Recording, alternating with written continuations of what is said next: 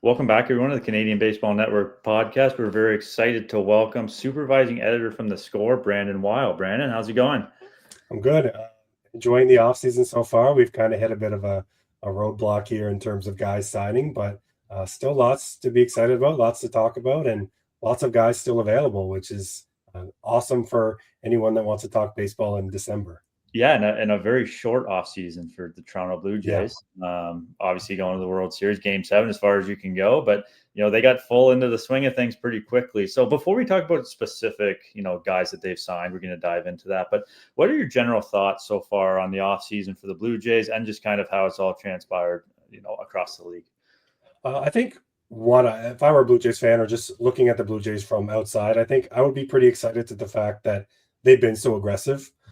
You hear a lot about how the Red Sox and the Yankees, teams that are historically big spenders, have not been necessarily aggressive so far. The Mets have obviously not been aggressive, a lot of major subtractions. So I think from the Blue Jays perspective, the fact that they got so close and lost, and now that ownership is almost doubling down on this roster and feels that they can spend their way to keeping this team a contender, I think that's pretty exciting. I think what's probably rewarding for the fan base and just anyone that watches baseball in Canada and Toronto is that there's a real commitment here from ownership. We've heard for so long that obviously Rogers could outbid everyone, and Rogers has so much money, and we saw the money that they sunk into the renovations, and we've heard forever about all the money that went into the spring training facility and how that will eventually help them recruit free agents. And obviously didn't work with Ohtani, it didn't work for Soto, but now I think we're kind of seeing all that hard work behind the scenes paying off. Dylan Cease, during his press conference, talked about the culture that the Blue Jays have built and the facilities that they have built. And you're starting to see that that's not really eyewash now. Like, players are starting to notice how the Blue Jays are taking care of their own players. And I think that's been something that they've been able to use as a recruiting tool. Also, the money, I think, has helped. I think my first reaction on the Cease deal, on the Rogers deal, even the Ponce deal, is that you could almost argue that it's an overpay a little bit. But I think if you're the Blue Jays and you identify a player that you want, there's nothing wrong with overpaying in that respect in free agency. So major credit to ownership, major credit to the front office for identifying Cease, some other arms, and being aggressive with their offers when a lot of other teams so far have not been. It's funny that you say that about the facilities in the stadium, because it wasn't that long ago when the Jays were struggling there that people got tired of hearing about the stadium, got tired of hearing about PDC. But now you're, like you said, you're really starting to see that pay off on the field, which it kind of goes to show how important Mark Shapiro's been in all of this, because he's been very involved in the development of the stadium, the PDC. So it is interesting how this is all kind of coming around and kind of going to plan, from what this front office wanted to do. Yeah, another thing that I don't think should be undervalued is that you saw the wives and the families, their Instagram and social media posts after the playoff run. Like, obviously everyone was gutted, but they had so many positive things to say about the community that they built, how much they loved playing in Toronto. And I think that obviously Ross Atkins has downplayed free agents not wanting to come and play in Canada. But you saw families, wives, kids who loved playing here, loved being a part of something, I think, bigger than themselves. And obviously winning goes a long way in cultivating and building that culture. But I do think, and we saw this with the Raptors, I know years ago, a focus for them was take care of the families, and the players will notice that. And I think that's something that the Blue Jays have done very, very well. And I think it can only benefit them. It's definitely not going to hurt them. Well, Cody Ponce talked about that in a podcast he did recently about like the combination of the winning and then talking to guys on the team who were like, it's a great vibe here. They take care of your family, all that. It's a bit of a league-wide question, but like, what's been your favorite contract signed thus far? Like, for me, it's like Pete Alonso with Baltimore, just because I know it's like an in-division thing, but Baltimore finally spending some money to round out what should be a really good team, that's kind of underperformed last year. And I just like seeing small markets spend money. I think it's good for the game. But what about you? No, I think the Alonso one is a great example, because everyone expected the Orioles to be the next Astros, like this long, sustainable juggernaut, and they wouldn't spend, and then they got new ownership, and the new ownership didn't necessarily spend right away. So yeah, I love the Alonso deal from that perspective. I also love the Alonso deal because everyone thought he was going to the Red Sox or going to the Mets. And so when a team kind of comes out of nowhere and signs someone, obviously very exciting. In terms of best value, Edwin Diaz going to the Dodgers is obviously you paid a lot of money on AAV, but to get him for 3 years in the prime of his career, coming off the season he just had, and the Dodgers don't have a lot of weaknesses, but obviously the bullpen was one of their major weaknesses. Sasaki's going to move to the rotation again, so it's frustrating, I bet, for 29 other fan bases to see Edwin Diaz go to the Dodgers. But in terms of pure value, obviously love that. I love Schwarber going back to Philadelphia. As much as it would have been cool to see him go somewhere else, he's so ingrained in that clubhouse and in that city, and they love him. So it's nice to see that Dave Dombrowski kind of said, screw it, I'll overpay for a DH in his mid-30s because he knows how much they mean to him. And the Cease signing here, selfishly, I'm excited to cover Dylan Cease. Long admired just how he racks up his strikeouts, how he goes about his business. So I think that's going to be a really cool addition in Toronto, and someone that I think fans are going to really enjoy once he kind of gets in the Jays pitching lab. Not going to lie, Jackson, I thought you were going to say the Angels. I mean, reclamation project after reclamation. Yeah. Jordan Romano to tie in the Canadian tie. Drew Pomeranz, Alec Manoah. They get Manoah, and they got a Vaughn Grisham in that trade. Vaughn Grisham, that could be a 60-win team. That could be a 70-win team. Yeah. This will be the year they finally get Mike Trout to the playoffs. Manoah will be third in Cy Young Award voting again. Yeah. But I don't know if it's I love the Manoah deal because I feel like we've all seen how much of a decline he's been on, but what did he sign? Less than $2 million guaranteed, or two? Like, I'm surprised the Braves non-tendered him. I understand that it might have been more. They just didn't have a spot for him. But to go to the Angels, Mike Maddox, their new pitching coach there, I think. I mean, why not roll the dice on him? And $2 million for a guy who has had the type of success that Manoah has had at certain points, like I'm rooting for him, and I think that was kind of a no-brainer for the Angels to give him a shot. For sure. And Jordan Romano as well. I mean, I think it was $2 million. Why not, right? I mean, and Manoah, speaking to Manoah, for sure, I think the ability is still there. I don't know what happened. I was a little bit surprised when the Jays let him go. I think that was also a roster numbers decision. But I had the chance to speak with Alec Manoah at spring training last year, and just really likable guy. Just really, he is really outgoing. He's super nice. So definitely rooting for Alec Manoah, from the other side of the country. But going back to the Jays, let's talk a little bit about Dylan Cease, because Jackson and I recorded a podcast just after the season. I said, wouldn't it be something if Ross Atkins made a huge splash in November? Just, right off the World Series, wouldn't that be something to get the fans excited? And I didn't think it was going to happen, but it did with Cease. What was your reaction when that happened? Obviously shocked. I think for different tiers, I was obviously shocked by the money. Not saying that Dylan Cease didn't deserve it. I definitely, if there's a profile that you want to pay for, it's definitely his. I know the ERA was spiked a bit, the whip was spiked, but obviously I love the strikeouts. I do think in the right environment he will succeed, and obviously the Blue Jays have had a lot of success with their starting pitcher, so I think he will do well here. But still, I was a bit surprised by the money. Then again, I do like the Blue Jays identifying a guy being aggressive and not really being deterred by spending maybe more than what other teams would do. I think I was most surprised that he signed so quickly, especially because there weren't many rumors, and I kind of thought it might open the door for some of these other guys to sign. Like, okay, this is what I'm targeting, but Suarez is still available. Pretty much at Michael King, all of the top free agent starters are still available. I think I was just surprised by the timing of it all. But great on the Blue Jays to be aggressive. And I thought that they needed an ace at the trade deadline. Obviously, Kevin Gausman kind of morphed into that. And we also saw what Trey Savage did. I don't think anyone really expected that to happen, but that was a huge part of their playoff success. And I think them signing a starting pitcher this year that has term was important. Gausman's a free agent after this year. Shane Bieber, a free agent again. So they do need kind of that next anchor in the rotation to carry them, and now they have it with Cease. So I can't say a bad thing about that addition. How much of this do you think it is, like you said, the Blue Jays identifying what he can do and what he can be as opposed to what he has been? Because Pete Walker's kind of been known as the guy that can take guys that are really good and really help them refine their their whether it's mechanically or pitch selection, whatever the case may be, and kind of get them over the edge? Because I really think there's a very high ceiling here for Dylan Cease. Yeah, I think that's exactly why they liked him, and he makes starts, and I think that's something they identified too, like guys that have a long track record of health. I would say Dylan Cease's biggest knock is that while he makes 30 starts a year, he's only lasting until the fifth inning. So he's going to need to pitch deeper into games. Maybe that's him not chasing strikeouts as much, driving up his pitch count.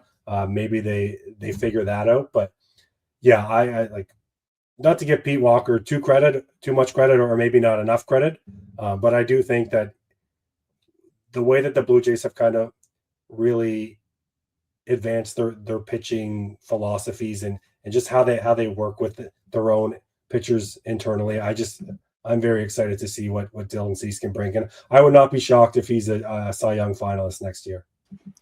Yeah, I agree. You mentioned durability, so that brings us to Tyler Rogers as well. Yeah.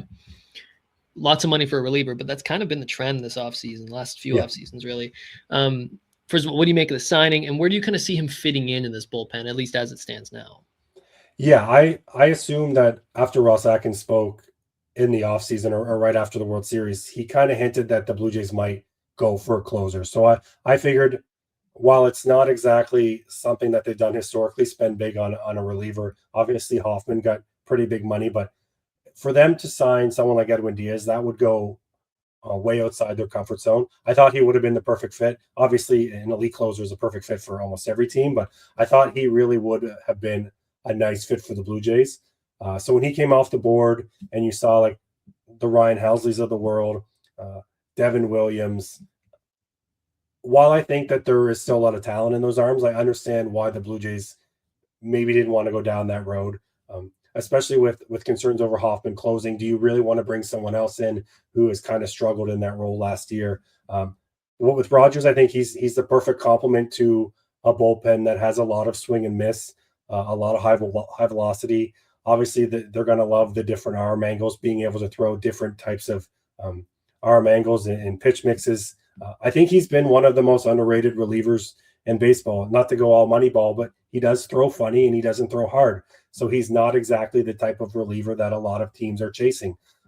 But as you said, durability, I think he's made the most relief appearances of any reliever in the last couple of years. He doesn't give up home runs, which is something the Blue Jays' entire pitching staff really struggled with last year. We saw in the World Series, they lost Game 7 because they couldn't keep the ball in the yard. They lost Game 7 for a number of reasons, but not keeping the ball in the yard was part of it. You have an elite infield defense. You have a ground ball pitcher. Like, that is the perfect type of matchup for the Blue Jays. He's in the perfect type of setting. If you bring Bo Bichette back, even you move Bo to second base, I don't think he's as big of a liability defensively. So, yeah, I just think he is the perfect type of pitcher that addressed a lot of boxes that the Blue Jays needed. And like I said, they have the big strikeout guys. They have the big velocity guys. Sir Anthony Dominguez obviously was the guy they targeted at the deadline. Big velo, big strikeouts, but also a guy who struggles with his command. Rogers doesn't walk anyone. Another tick off the box what they need in the bullpen. So yeah, love the fit. I'm fine with the money. They identified a guy.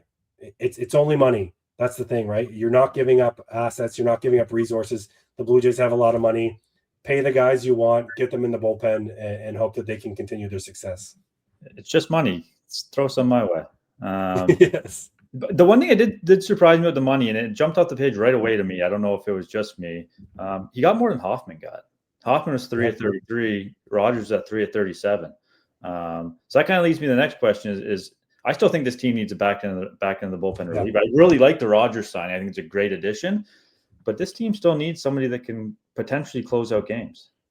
Yeah, I'm with you. I think Hoffman was fine. Obviously, he had his blowups. When he was bad, he was very bad. But overall, I think if you look at the entire body of work throughout the year, he was fine. I think he's better in a setup role, 100%. Now, I don't know where the Blue Jays will find that closer. I don't know if they go to get McGill out of Milwaukee, maybe move him into a closer's role. But Rogers, I don't think, is ever going to close. He has no closing experience. I think he's better, even though his his platoon splits are pretty neutral. I think he's just better using in different pockets of the game. I don't know where the Blue Jays will find the closer. I don't know if Pete Fairbanks is the answer. You look at who's left on free agency right now. I don't think there's a lot of, Pete Fairbanks, Seranthony Dominguez, and after that, there's a pretty big drop-off. So I think it would have to go the trade route. I don't know exactly where they find that guy, but I do think that's still probably on the wish list for the perfect offseason for the Blue Jays. I think adding a closer is definitely still there. I saw someone post this, and I don't know who it was. So this is not a rumor. This is nothing. Someone mentioned Louis Varland in that role. I said maybe. I don't think it's the fit, but like they mentioned the high velocity, they mentioned the slider. Does have the stuff maybe to do it, but I don't know how I would feel about that. The home runs obviously would be, I think, an issue.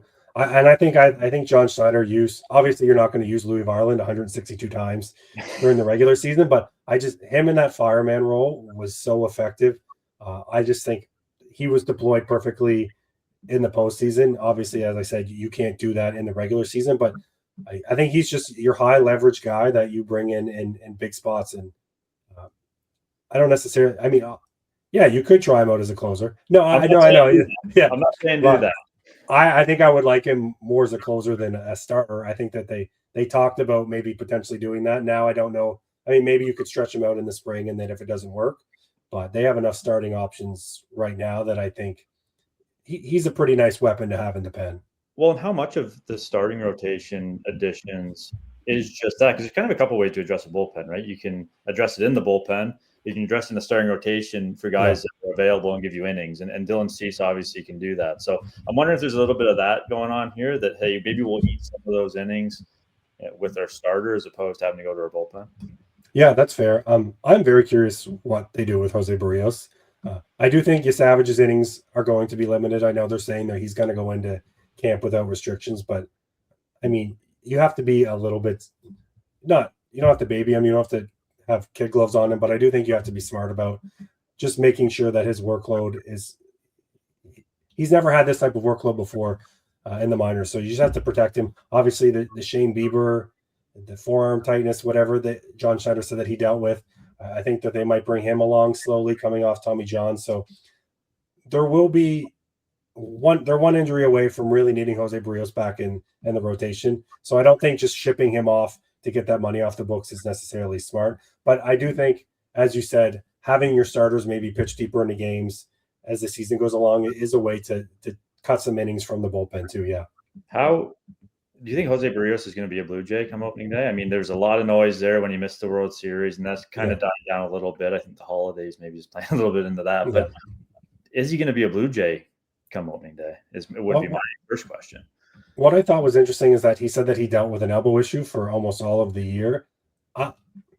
Obviously, I don't run a front office. I don't run a coaching staff. But when we saw how poorly he pitched and how much he struggled, to hear him say that he was hurt for most of the year, but just kept going out there, like something doesn't smell right to me there. Like there's a disconnect either in the player not being completely honest with the training staff, or I can't imagine the Blue Jays wanting to run him out there if he's struggling and they also know he's hurt. So especially with how respected the Jays training staff seems to be in keeping guys on the field.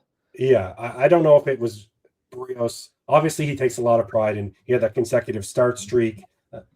He had never gone on the IL. So obviously, maybe it comes with him trying to pitch through it. Maybe he didn't think it was as serious as it was. But when he's having the results that he's having, you would think that there was a conversation like, are you healthy? Is something going on? Maybe we should go get this checked out. The fact that didn't really happen until it got to a point where he couldn't pitch and they had to put him on an IL, that disconnect, I don't know exactly what happened there. Obviously not good. Him saying that he's healthy now, he wanted to pitch in the World Series. Now I think he's saying he wants to pitch in the WBC. I find that very interesting. Obviously, he's a guy who has a lot to prove. So a lot of money on that contract.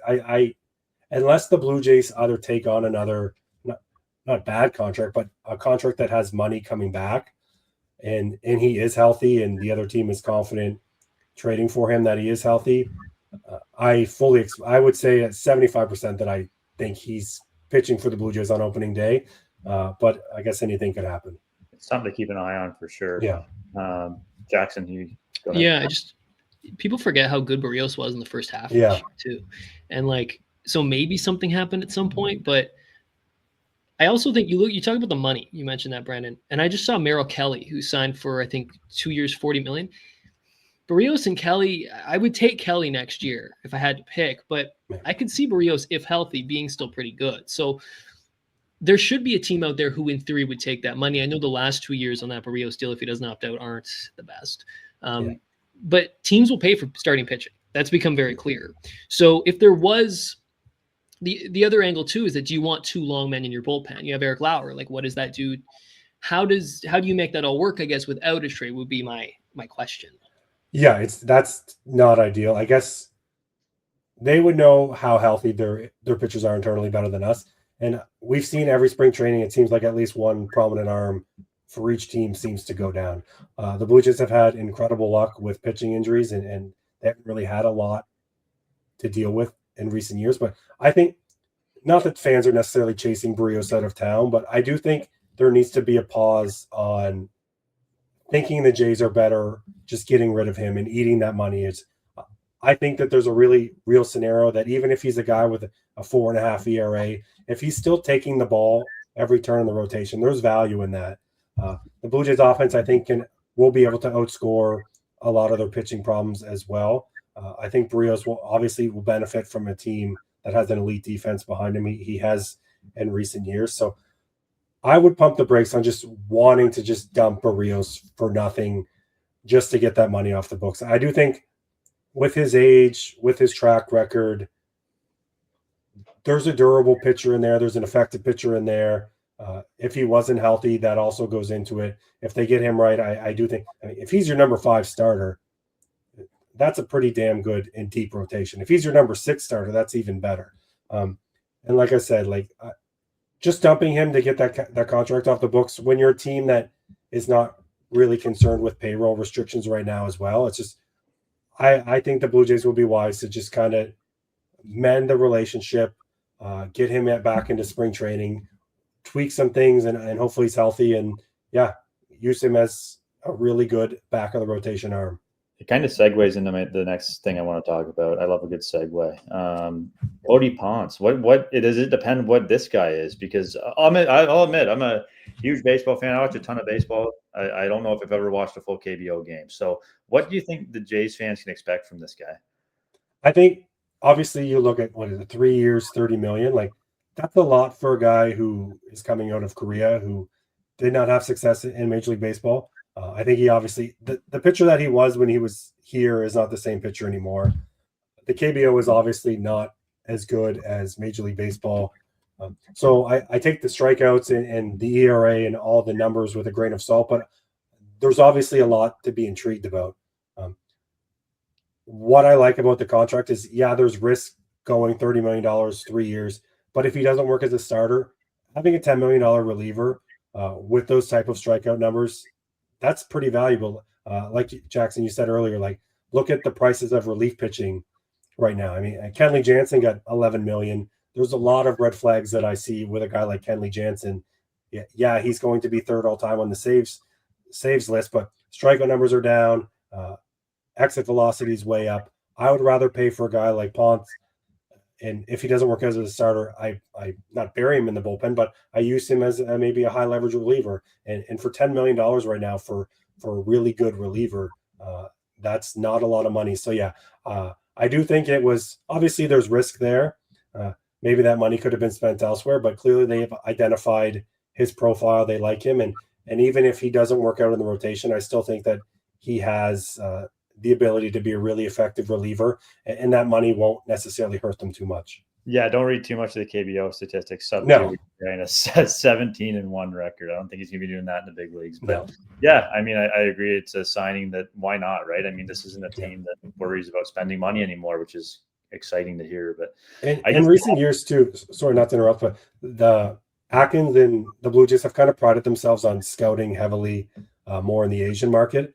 Definitely in Korea, definitely in Japan. So you trust that the resources they're putting in And those scouts, obviously, they identified something that they really liked with him. So I would give the Blue Jays definitely the benefit of the doubt because they've really heavily invested, and we'll see if that investment's going to pay off here.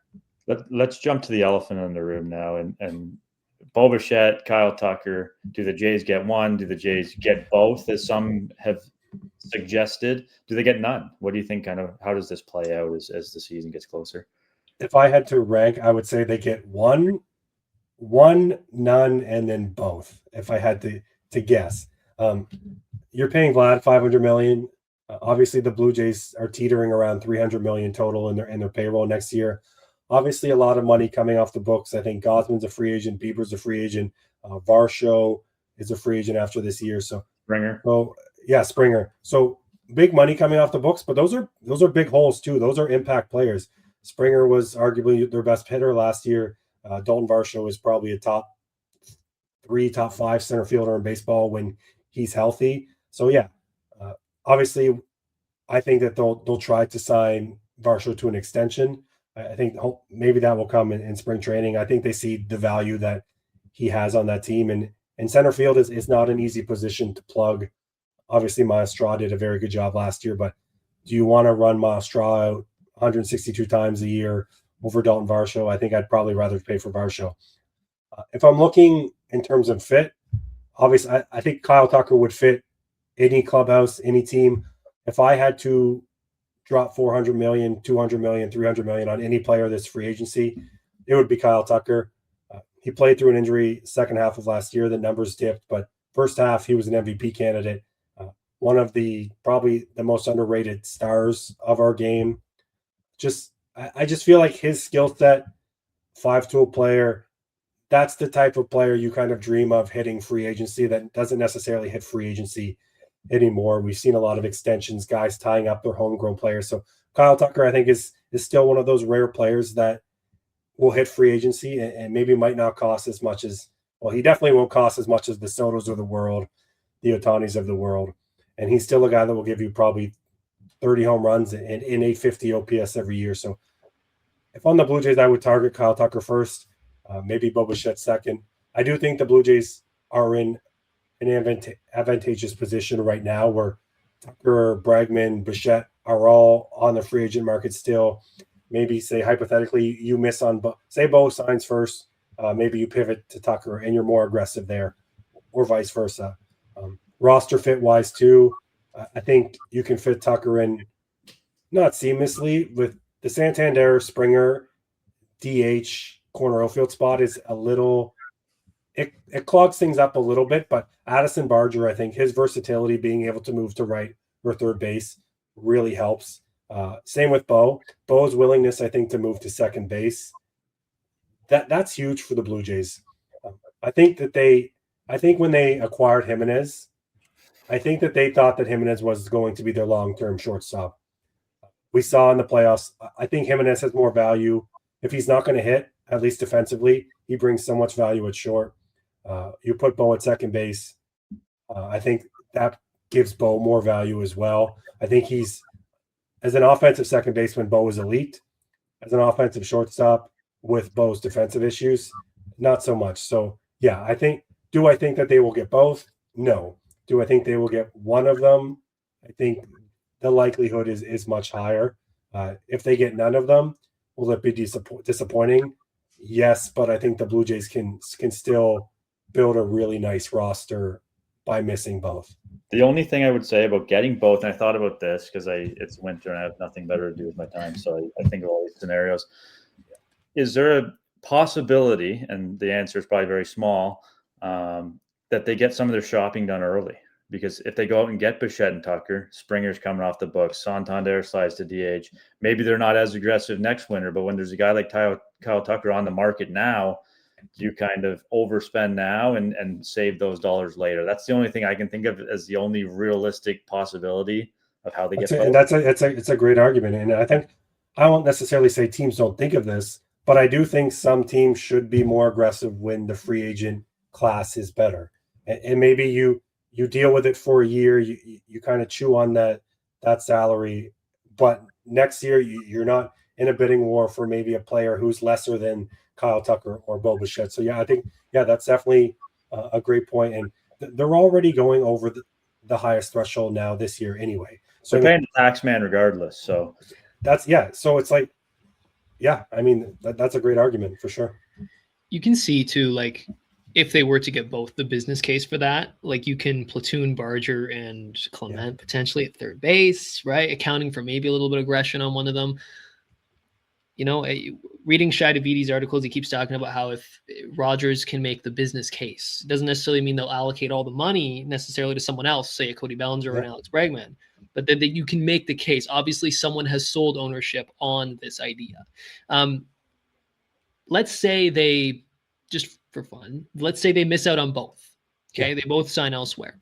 What would be kind of your backup plan? You know, is it Bregman? Is it Bellinger? Is it a trade? I would definitely look at the Ketel Marte, what they're asking for. But then when I see the asking price, the Blue Jays would have to get uncomfortable. But I think they're in a spot where they should be uncomfortable. Like, not to say that prospects don't matter, but because prospects will matter at the trade deadline, there will be needs that will need to be addressed. But keeping the top end of the prospects right now shouldn't matter as much if you could go out and get an impact player. If they could trade Namala or Tiedemann, or Savage is probably off the table now, but if you can trade your top tier prospects for a guy like Ketel Marte, who will help you immediately in your World Series window. Like, the window is now. Like, obviously Vladdy is signed long term, but I think we all can agree that this is the time where the Blue Jays really need to double and triple down on their roster. So I would say no prospect should be off limits. I would be intrigued by the Bregman fit at third base.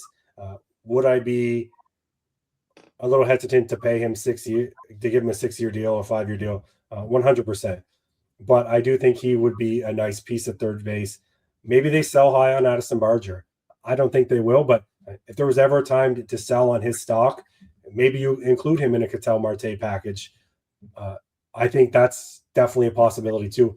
Yeah, if they miss Tucker, if they miss Bo, I do think the Blue Jays, because they've already kind of taken care of the rotation, they are dealing at a position of strength right now where there are multiple ways that they can address different parts of the roster. And because Jimenez can play in multiple positions, Clement can play multiple positions, all this versatility that they've been so proud of actually, I think, really helps them in not having to focus on, we need to fill first base right now. We need to fill position X, like kind of what the Red Sox are doing right now.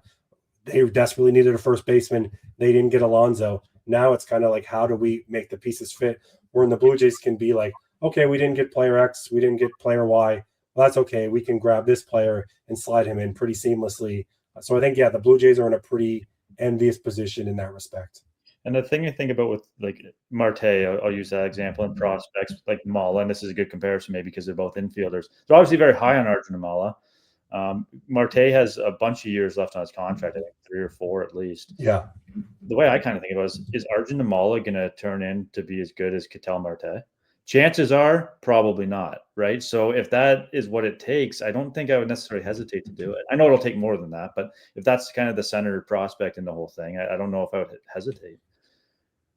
Yeah, no, I agree 100%. It's like you're dreaming that he could maybe one day be Ketel Marte, but when is he going to be that? In 5 years, when maybe your window has closed and you're going through a bit of a soft rebuild, or I mean, 5 years is an eternity in pro sports. Look at how quickly the Blue Jays turn things around in a year. So if you have an opportunity to get an all-star caliber player right now, I'm pretty much listening to anyone in the farm system not named Savage, and I don't even know if you would consider him a prospect anymore at this point anyway. So I mean, and realistically, if they won Game 7, this would all be house money anyways. Because if you get Ketel Marte and he helps you win a World Series, he has a great year, nobody cares about the next 5-10 years necessarily. No. Not that you want to be terrible, and that they wouldn't be, but you would look at Texas. They win that World Series and they buy themselves a ton of time. Chris Young has, he's sitting back. I know he's not actually sitting back, but he's got his job secure. Like, everyone feels good in that organization. Use the Raptors as an example. Yeah, exactly. No one cares that they completely went in the tank. The front office kept their jobs like that just buys you. It buys you everything, honestly. The money you're going to make in merchandise sales and ticket sales, and it's just like that one championship. You can hang on that for essentially forever. Look how long the Blue Jays have been riding the 92, 93 wave, or even like, look how long that they rode the bat flip. Like just stuff like that. It's just what I think. I don't think Rogers is just realizing this. I think they already realize it. It's just like if you sink money into the product, especially the Blue Jays, the fan base will follow you. You will make more money than you will ever spend in terms of just building a roster. So, yeah, invest the money and put a good product on the field, and you're still going to be making a ton of cash. I just want to point out your enthusiasm that you picked up a baseball and started. For those that are just listening on Apple and Spotify, he's currently holding a baseball, waving his hands around. But I guess my last question is there somebody on your radar that maybe we haven't talked about that you think the Jays could target, big or small? Any position, pitcher or position player. Not necessarily. I think there's just been so much focus on the Bows and the Tuckers, and until those guys are off the market, I think that's where all the focus will be. But now I've kind of talked myself into Ketel Marte. He's so good. The contract is so easily digestible for any team. There aren't a lot of great offensive second basemen. There not a lot of great second basemen in the league, and I think a lot of fans or some fans will be upset Bo leaves, whether that's justified or not. But to immediately bring in an impact player like Ketel Marte and then slide Jimenez over in a position where you will extract the most value, I just think that's a very easy way to forget about a guy who has done a lot for the franchise. Same with Tucker, obviously, as well, or even Bregman. Like, as we discussed, there's just so many different ways that you make the loss of someone like Bichette, if he does sign elsewhere, just you don't even really feel it. So I think where the Blue Jays are shopping at the top of the market, it's just like I feel like they're going to bring in somebody big still, whether that's a free agent or a trade. They do need a big bat. Like, let's not also like losing Bichette. I feel like, not to downplay, or just they need an impact bat in the middle of that lineup. We saw how bad it hurt when Bichette got hurt. Obviously, Springer's kind of crazy postseason, Barger's good postseason kind of masked that a little bit. You have Santander coming back still, but yeah, I do think they do still need that impact bat in the middle of the lineup. I'm just very curious to see who it's going to be. I am disappointed we didn't get to the Justin Brule deal to the Guardians, but maybe we'll do it next time. Maybe Big Christmas is their big middle of the order bat. Yeah, there's the Cleveland connection. So yeah, hey, I'll make sure to text you if that happens. Yes, please. And we'll jump back on the new year if it does. But Brandon, this was a lot of fun, man. We really appreciate you taking the time today, and we'll do this again definitely in the new year. Awesome. It was so much fun talking baseball with you guys, and December 18th, what better time to talk some baseball? Awesome, man. Take care.